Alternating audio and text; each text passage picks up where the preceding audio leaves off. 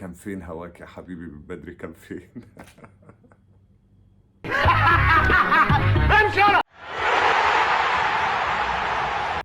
بسم الله الرحمن الرحيم. من زمان ومن وقت طويل جدا وفي ناس بتقترح عليا ان انا اعمل قناة واعمل فيديوهات. صحيح انا بعلق على الماتشات وقطايف ولطايف وصديق الامس ومنافس اليوم والحاجات والمحتاجات، لكن في مواضيع كتيرة وفي احداث كتيرة بتبقى مهمة لكن ما بقدرش اتكلم فيها مهنيا، لان انا بشتغل كمعلق، قواعد العامة للقناة وكمان خصوصية المباراة.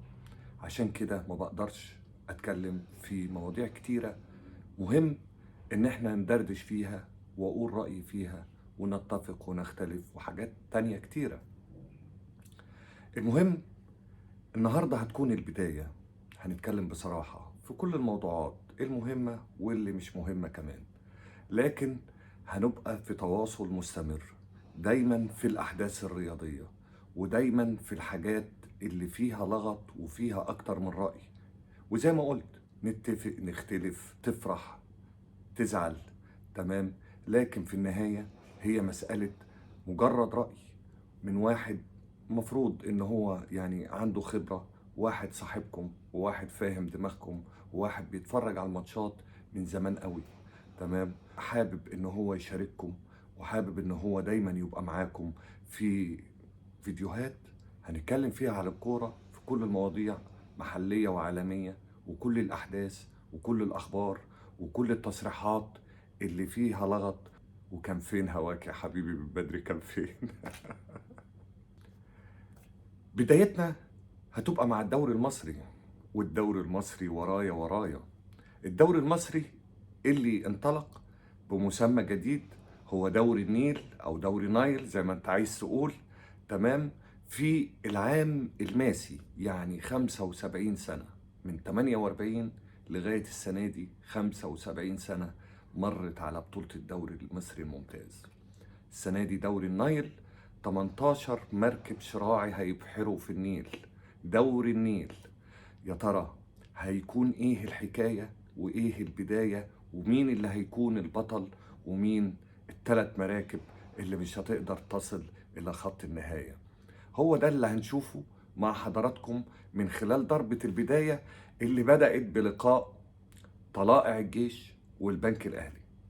ويبدو ان طلائع الجيش هو اللي معاه المفتاح، مفتاح الدوري لكل السنوات اللي فاتت ديت. دايما مباراة الافتتاح تبقى احد طرفي المباراة الافتتاحية فريق طلائع الجيش، لكن المواجهة اللي كانت يعني في بداية الدوري طلائع الجيش والبنك الاهلي، انتظرنا طبعا الشكل الجديد. فعلا كان في شكل مبهج، شكل جميل، في سبايدر كام، صحيح مش على ارتفاع كبير، كانت قريبة شوية يمكن لمواصفات الملعب، ملعب جهاز الرياضة.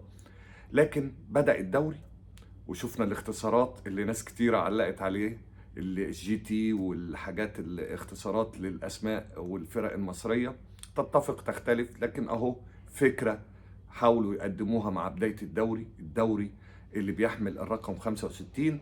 ومباراة طلائع الجيش والبنك الأهلي، مباراة طلائع الجيش والبنك الأهلي ممكن ما تكونش تهم ناس كتير، لكن الصراحة كان فيها لقطة ذكية جدا جدا جدا. الشوط الاول زي ما كلنا تابعنا او البعض تابع، كان البنك الاهلي تقريبا هو اللي مسيطر ومفيش تواجد خالص لطلائع الجيش اللي كان بيدافع او مش بيدافع. الكرة كانت دايما موجودة في نص الملعب، يعني ما اللي هو لا حلو ولا وحش ولا في حاجة ولا في جمل ولا في تمرير. وكانت الحجة او دايما الحجة اللي بتتقال في الوقت ده ان دي بداية الدوري، ومعلش يا جماعة ان شاء الله مع الاسبوع ال30 كده المسائل تبتدي تفك ونبتدي نتفرج على كوره، تمام. واذا ما كانش السنه دي يبقى السنه الجايه، مفيش مشكله يعني. المهم ان الشوط الاول خرج 0-0، اللي مستحوذ هو البنك الاهلي اللي يبدو ان هو افضل، لكن ما كانش فيه كور مؤثره خالص على الحارس عمر رضوان حارس مرمى طلائع الجيش. في الشوط الثاني عبد الحميد بسيوني اللي المدير الفني لطلائع الجيش، ومن خلال معرفتي بيه الجيده، كان في الانتدابات وفي فترة الانتقالات اللي بتتم قبل الموسم كان دايما بيتكلم ان جاله لعيب من فريق الترسانة، لعيب مهاري جدا جدا جدا اسمه يسري وحيد. يسري وحيد عمل حاجة لطيفة جدا جدا. الشوط الأول دايما بيبقى شوط صعب، وشوط فيه اللعيبة بقدر كبير بنفس الحمل البدني، بنفس الجهد، بنفس التركيز. لكن مع بداية مرور الوقت، ومع بدءا كده من الدقيقة 60، خصوصا ان احنا في بداية الدوري، المعدل البدني بيقل، وتبتدي ملامح والإحساس بالتعب وعدم القدرة يظهر على معظم اللاعبين. وده اللي استغله عبد الحميد بسيوني. اختزل اللعيبة صاحبة الكورة اللي تقدر تعدي وتقدر تتحرك وعندها فكر وعندها ذكاء وتقدر تخلص ماتش صعب مش باين له ملامح زي ماتش طلائع الجيش والبنك الأهلي. وفعلا نزل يسري وحيد مع بداية الشوط وعمل تبديلات وتعديلات، وتوقع طبعا ان بابا فاسيليو مع البنك الاهلي هيبدا التحضير اللي من تحت ولازم ابو جبل يشارك، وبدات الاخطاء تظهر نتيجه الضغط، لان عبد الحميد بسيوني طالب لعيبته انها تضغط من قدام. ضغطت من قدام فعلا وبدات الاخطاء تظهر. ويشاء المولى المكافاه. المكافاه للاجتهاد دايما موجوده. اجتهد هتجد دايما ثمرة ومكافأة من ربنا سبحانه وتعالى لاجتهادك. امتى؟ ازاي؟ هتيجي. وده اللي شفناه في مباراة طلائع الجيش والبنك الاهلي. كورة من ناحية الشمال اترفعت بالهيد، يسري وحيد التحم وبضربة رأسية سجل اول هدف لطلائع الجيش. ممكن تقول على عكس سير اللقاء، على عكس ما كان كل الناس متوقعة مع بداية المباراة، طلائع الجيش تقدم بهدف. التبديل الثاني عبد الرحمن شيكا، لعيب جهده قليل لكن لعيب برضه كورته حلوة. أحد التبديلات تمام عدى وفات ولعبها لأبو جبل، اللي ما كانش أبو جبل في اللقطة ديت عدت من جنب إيده لأنه نزل بطيء جدا جدا، وطلائع الجيش سجل الهدف الثاني. والمباراة دي بنتكلم فيها على الشكل، عايز شكل حلو ونوزع ونمرر ولا المضمون؟ عبد الحميد بسيوني لعب على المضمون مع منافس يتفوق عليه في القدرات الفردية والبشرية والقدرات المادية، لكن بذكاء استخدم أوراقه صح في التوقيت الصح. بينما بابا فاسيليو راجل محترم بيهتم بالشكل وإن احنا نحضر من تحت بغض النظر عن قدرات لاعبيه وعن كم الأخطاء اللي فعلا حدثت في اللقاء. ونجح إن هو طلائع الجيش يسجل أول انتصار ليه في بطولة الدوري، على عكس الموسم الماضي، الموسم الكارثي اللي نجح فيه طلائع الجيش بشق الأنفس، وأيضا كان مع عبد الحميد بسيوني إن هم يبقوا في بطولة الدوري، وأيضا البنك الأهلي كان نفس الحال. لكن هنا كان فيه المضمون تفوق على الشكل، والتصرف بذكاء نجح إن هو يتفوق على القدرات والإمكانيات الفردية. وأول هدفين في بطولة الدوري دوري النيل وطلائع الجيش نجح في تحقيق أول انتصار بهدفي يسري وحيد وشيكا اللاعب والوافدان الجدد لفريق طلائع الجيش. والله الراجل ده بيتكلم كلام زي الفل. تاني يوم على طول في بطولة الدوري كان لقاء مرتقب، هو لقاء زد اف سي مصر سابقا والدراويش النادي الاسماعيلي وايهاب جلال. ويا ترى يا ترى الاسماعيلي هيكرر نفس البدايات الكارثية اللي بتحصل في السنوات الأخيرة ونظل نقول الدراويش وفين كرة الدراويش؟ خصوصا ان الدراويش السنة دي كمان بيعانوا بموقف صعب جدا. كلكم حضراتكم عارفين القيد المغلق اللي مفيش انتدابات، ومعظم اللعيبة رحلت، اللعيبة المؤثرة الشامي مدبولي باهر المحمدي، لعيبة مهمة خرجت. كانت رغم الموسم السيء اللي فات على النادي الاسماعيلي وجماهير النادي الاسماعيلي، لكن الكل توسم خير في الإدارة الفنية، إيهاب جلال وجهازه الفني وهو واحد من أبناء الإسماعيلية، ولجنة الكورة والكابتن علي أبو جريشة والكابتن عماد سليمان، ووجود أسماء زي محسن عبد المسيح، حاجات ناس محترمة وناس ليها قدرة كبيرة على انها تكون فريق كويس. عشان كده الامال كانت كبيره جدا جدا. استمر الشكل الحلو واستمر تاني لقاءات بطوله الدوري.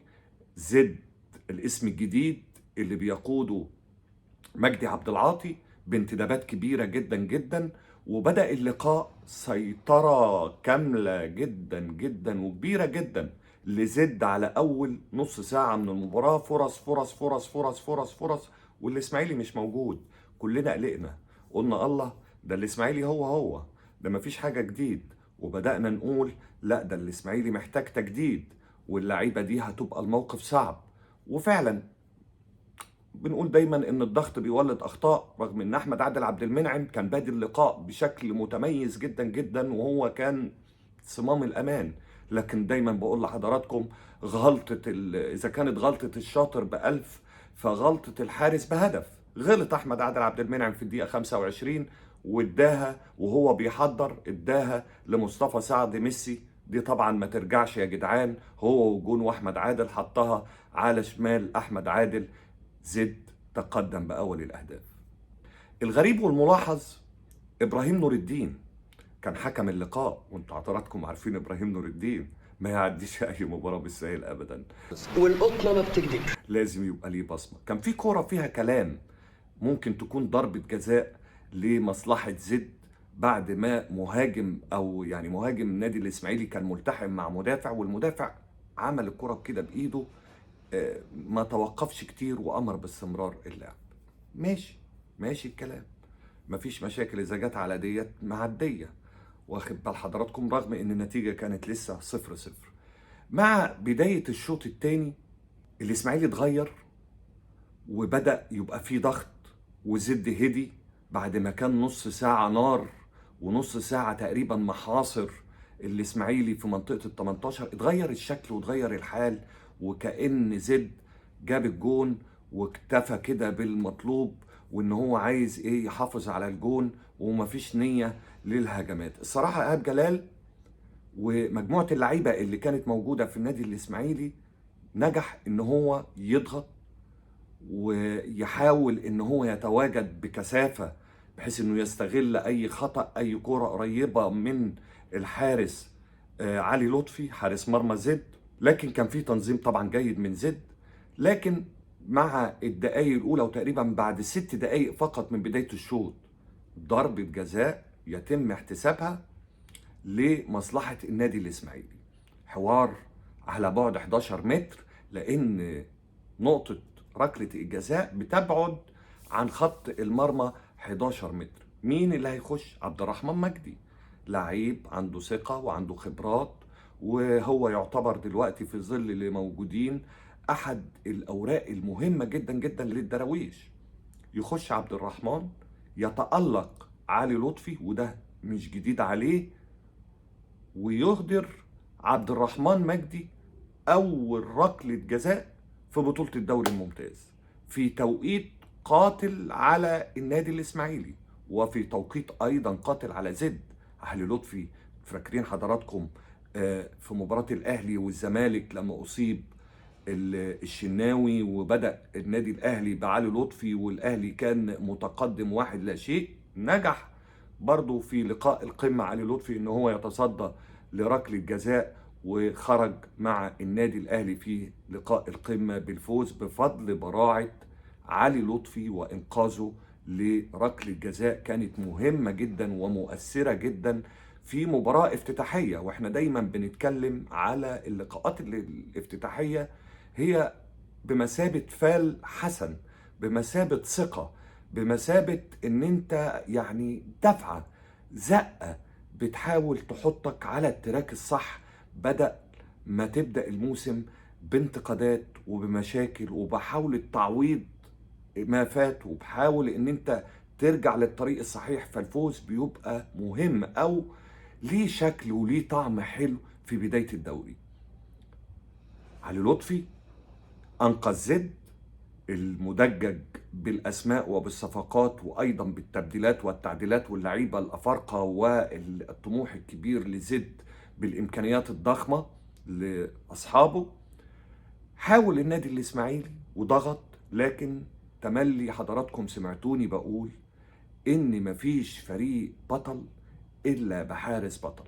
علي لطفي صفقة مهمة جدا جدا جدا، أبرمها مسؤولي زد، نجح إن هو ينقذ ركلة جزاء، ونجح إن هو يأمن رباعي خط الظهر اللي مجدي عبد العاطي بعد كده بدأ يلعب بخمسة في خط الظهر علشان نادي الإسماعيلي كان ضاغط، لأنه بيحاول يدرك التعادل وحاول يتجنب الخسارة في أول مباراة. لكن علي لطفي ومحمد سمير ومحمد إسماعيل ومجموعة اللعيبة اللي ظهرت وقدمها مجدي عبد العاطي في أول لقاء في أول موسم لزد بالاسم الجديد، لكن هي مش مشاركة تاريخية ولا حاجة، لأن زد هو اف سي مصر اللي كان موجود منذ سنوات، لكن الاسم اتغير زي الاسيوطي وبيراميدز، زي السويس ومنتخب السويس، زي جولدن والمعادن، زي المختلط وفاروق والزمالك مثلا، من الأندية الكتيرة اللي في تاريخ الدوري المصري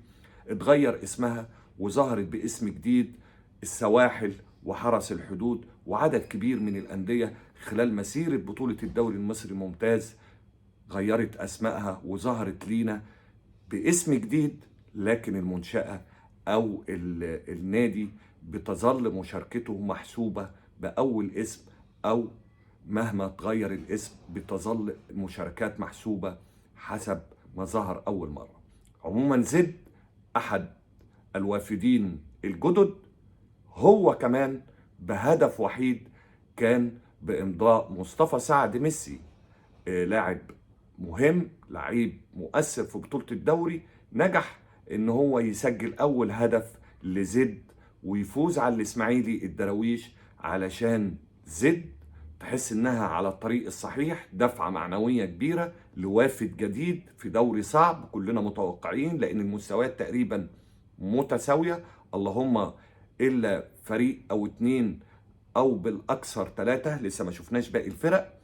لكن زد فاز على الإسماعيلي لازال بيواصل البدايات المهتزة، البدايات اللي بتعمل مشاكل، اللي بتخلي فيه اهتزاز للثقة، لكن نفسنا من جديد ان الإسماعيلي يعود، مش الإسماعيلي اللي بيكسب، نفسنا في الإسماعيلي الإسماعيلي بتاع زمان، بتاع عماد سليمان ومحمد حازم ورضا والرومي وسعفان وحمزة الجمل، لو فضلت اقول اسماء مش هخلص، وعلي ابو جريشه ومحمد صلاح ابو جريشه ومحمد محسن ابو جريشه وعداد وخالد القماش وكتير كتير كتير جدا جدا جدا جدا. لو فضلت هقول اسماء مهمه وهنسى اسماء مهمه جدا جدا متعتنا، وكان الاسماعيلي ليه شخصيه متفرده، كوره حلوه سمسميه حقيقي. الاسماء دي ما طلعتش من الخيال او من نسج يعني من نسج المؤلف، لا، من الصوره والكوره والحلاوه والمتعه والدلع اللي كنا بنشوفه في برازيل كره القدم المصريه اللي لازالت متمنعه منذ سنوات طويله جدا جدا ومش شايفينها في بطوله الدوري. الله اكبر عليك! ايه الحلاوه دي؟ ايه الحلاوه دي؟ الكل كان طبعا منتظر اداء افضل من كده من الاسماعيلي، لكن بنقول هارد لك. ومن الظواهر اللي كانت موجوده في مباراه زد والاسماعيلي، ويمكن دي مش حاجه مهمه، لكن احنا قلنا في البدايه ان احنا هنتكلم في كل الملحوظات المهمه واللي مش ممكن ما تكونش مهمه. ابراهيم نور الدين، محمد نصر المدافع احد الموجودين كان بالمناسبه في المباراه، تدخل قاسي جدا جدا على محمود صابر. محمود صابر فتح فوق عينيه، كرة عدت بدون فاول او بدون كارت. هتقولي طب ما في فار، لا، الفار ما يتدخلش الا في الكرات اللي يبقى فيها طرد، لكن دي كان المفترض يبقى فيها خطأ وكان المفترض يبقى فيها كارت. ومن الملحوظات اللي يمكن نركنها على جنب، يمكن الكابتن إيهاب جلال شفناه وهو نازل أرض الملعب بقميص كلاسيك شيك وبنطلون جميل أيضا كلاسيك شيك، لكن بعد ربع ساعة فقط من المباراة اللي بالمناسبة كانت بدأت الساعة 4 العصر في ملعب القاهرة الدولي. القميص اللبني طبعا مع الحر والخنقة والساعة 4 القميص بقى كله مية، فالصورة لا لائقة بكابتن إيهاب جلال ولا يعني مناسبة.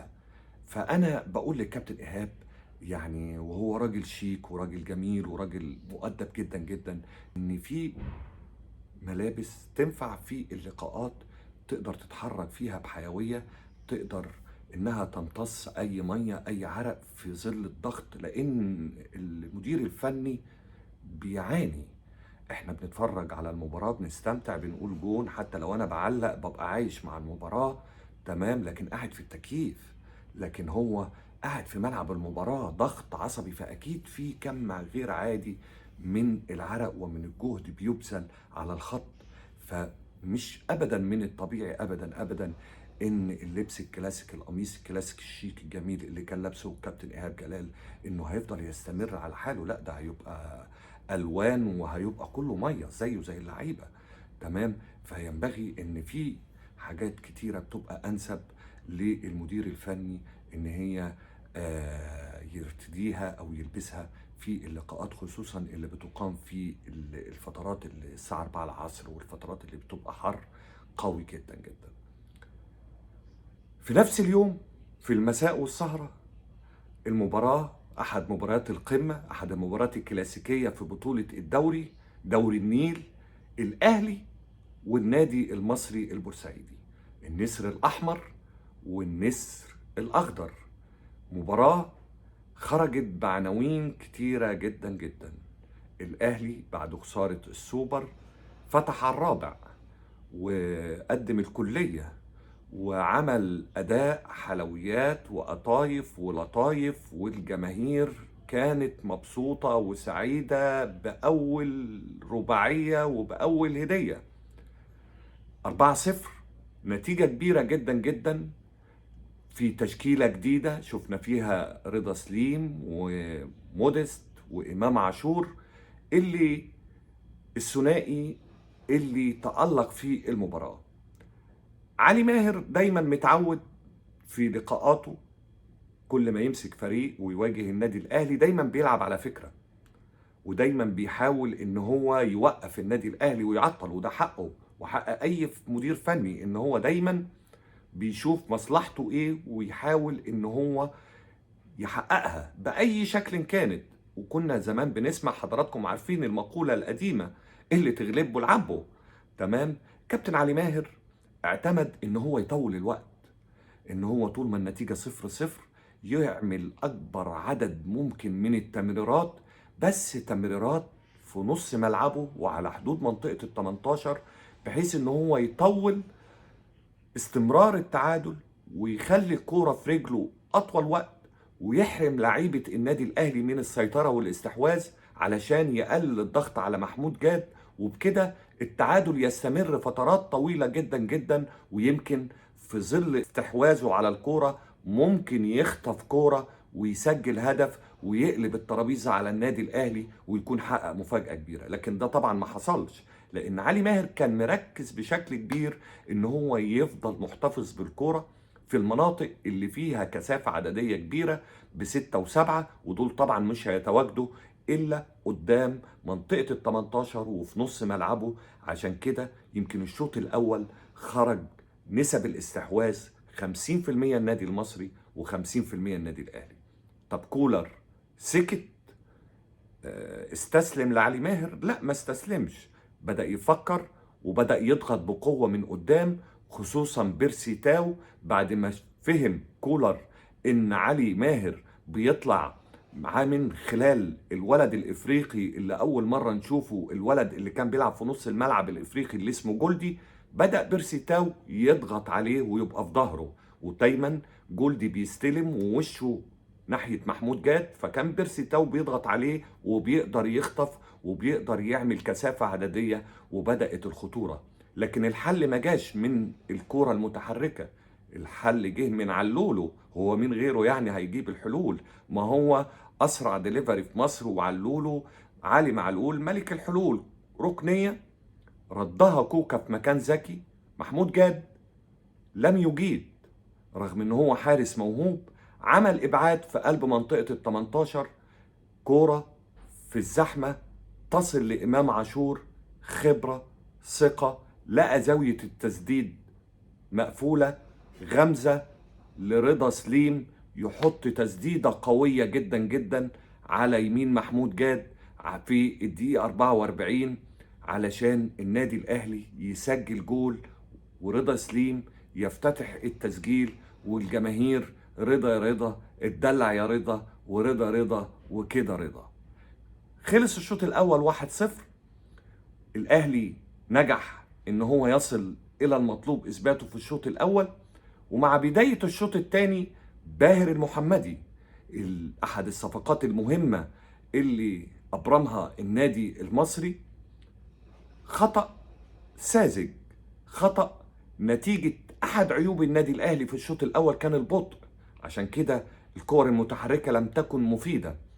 مع أول كرة سريعة تقريبا في الدقيقة 51، باهر المحمدي في نص الملعب بتاكلينج يتدخل بتهور، كارت أصفر تاني، حالة طرد أولى في بطولة الدوري اللي بيحمل الرقم 65 دوري النيل، ويخرج باهر المحمدي يقعد على الشط، والنادي المصري يكمل ب10 لاعبين. هنا بدأت الفوضى، وبدأ النادي الأهلي يتجلى، وبدأت حكاية الأسيستات. بعد ما إمام عاشور عمل الأسيست الأولاني لرضا سليم، ورضا يا رضا، اتدلع يا رضا، أسيست عابر للخطوط، أسيست بالمسطرة بالمزورة لبيرسي تاو، وتاو أطمته المعتادة ويحط تسديدة قوية على يمين محمود جاد، يسجل تاني أهداف النادي الأهلي في الدقيقة 68. اتفتح الملعب تماما، والنادي المصري بدأ يعاني من فوضى حقيقية.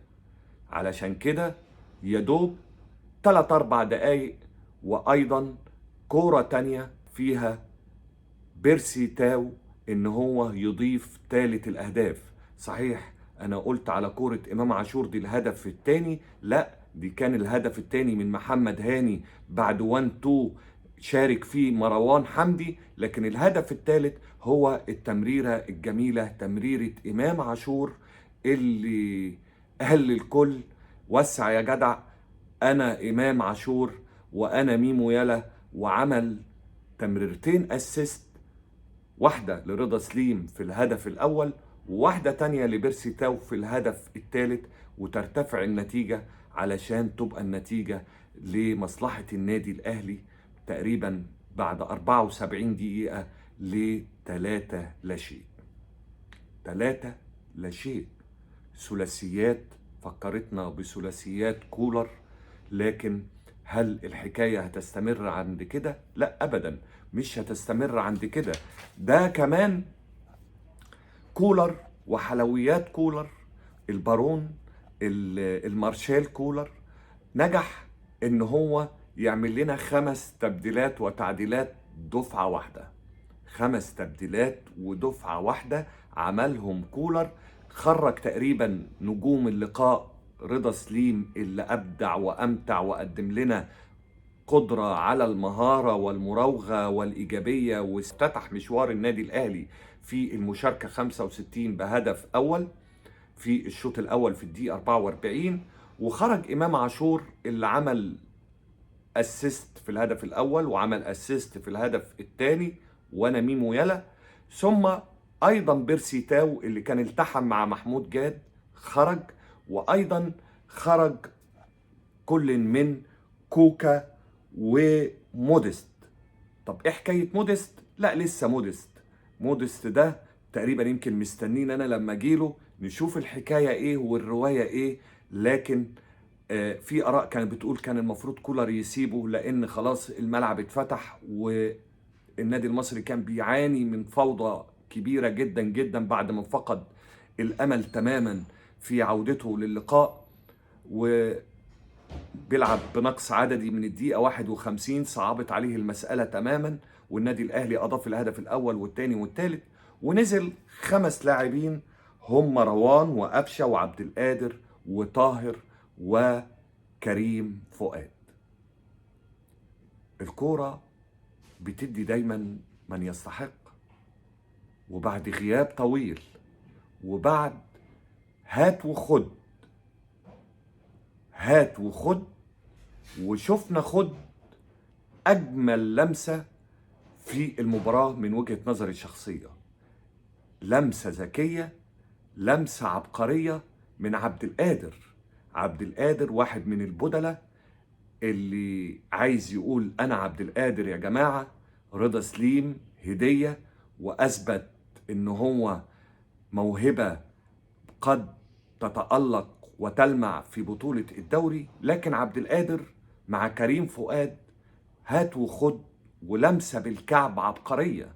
لمسة فكرتني بفيرمينيو ومحمد صلاح الموسم اللي فات في الدوري الإنجليزي، وهدف كان لصاروخ الشرق أبو صلاح. كورة بالكعب من عبد القادر في المساحة خلت كريم فؤاد وجها لوجه مع محمود جاد. لسه كريم فؤاد بعد غياب طويل جدا أكتر من 19 شهور شاط. محمود جاد الحارس الموهوب اللي لسه محتاج جدية وانضباط، فلتت الكورة من ايده وتهادت ودخلت الى داخل الشباك علشان كريم فؤاد يعود بعد غياب، ونقول له حمد لله على السلامة وحمد لله على عودتك الحميدة. وفرحة الجماهير الأهلوية، الجماهير اللي لم تتوقف عن الهتاف طوال 90 دقيقة، فرحانة وسعيدة. الثلاثية بقت رباعية، وكريم فؤاد بعد غياب طويل جدا جدا يرجع وفي دقايق قليلة يسجل للنادي الأهلي رابع الأهداف علشان الثلاثية تبقى رباعية. وما أجمل رباعيات كولر، وما أجمل إيجابيات كولر.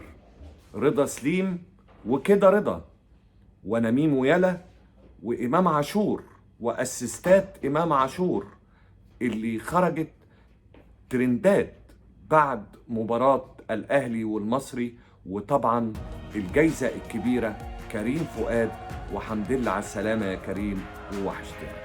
هناك جهد كبير بوزل، ودي كرة في مكان خطير وفرصة جول جول جول جول جول جول.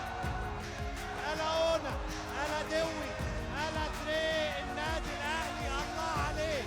ألا أونا، ألا دوي، ألا تري، النادي الأهلي. لازلنا في انتظار باقي لقاءات الأسبوع الأول، وإن شاء الله هتلاقوا حلقة جديدة هنا.